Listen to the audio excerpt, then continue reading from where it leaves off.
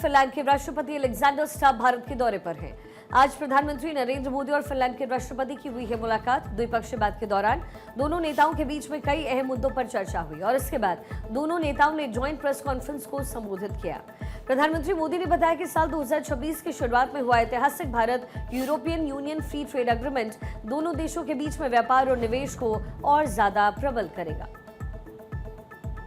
वहीं भारत और फिनलैंड अब अपने संबंधों को डिजिटीकरण और इसी के साथ में सस्टेनेबिलिटी में एक रणनीतिक साझेदारी का रूप दे रहे हैं। ये साझेदारी 6G टेलीकॉम से लेकर क्वांट कंप्यूटिंग जैसे हाईटेक सेक्टर्स में सहयोग को ऊर्जा देगी। दोनों नेताओं ने शांति और कूटनीति पर जोर देते हुए कहा कि वैश्विक चुनौतियों के समाधान के लिए अंतर्राष्ट्रीय संस्थानों में सुधार अब अनिवार्य है और तत्काल आवश्यक हो गया है। पीएम मोदी ने जोर देकर कहा कि भारत फिनलैंड की ये नई पार्टनरशिप भविष्य की तकनीकों पर केंद्रित है।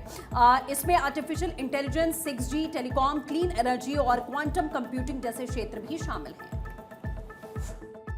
फ्रेंड, वर्ष 2026 की शुरुआत में ऐतिहासिक Bharat European union free trade agreement हुआ।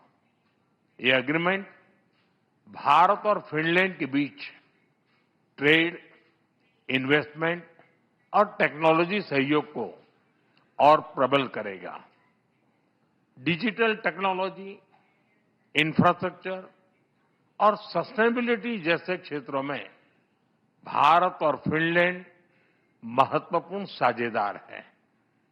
नोकिया के मोबाइल फोन और टेलीकॉम नेटवर्क ने करोड़ों भारतीयों को जोड़ा है। फिनलैंड के आर्किटेक्ट के सहयोग से हमने चिनाब नदी पर विश्व का सबसे ऊंचा रेलवे ब्रिज बनाया है।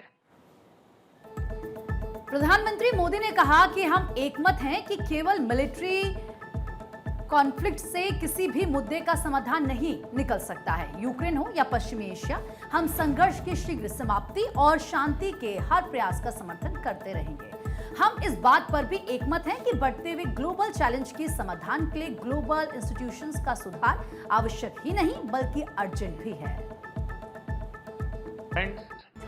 आज विश्व एक अस्थिरता और अनिश्चितता के दौर से गुजर रहा है। यूक्रेन से लेकर वेस्ट एशिया तक दुनिया के कई हिस्से उसमें संघर्ष की स्थिति बनी हुई है। ऐसे ग्लोबल एनवायरनमेंट में भारत और यूरोप दुनिया की दो बड़ी डिप्लोमेटिक पावर्स अपने संबंधों के सुनहरे दौर में प्रवेश कर रहे हैं।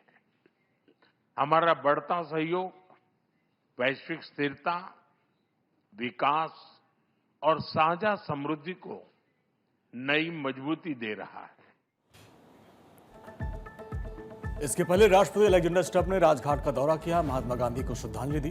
राजघाट पर बापू को नमन करने के बाद विदेश मंत्री अजय शंकर से मुलाकात हुई और इस दौरान राष्ट्रपति स्टब ने विदेश मंत्री अजय शंकर से कई अहम मुद्दों पर बातचीत की।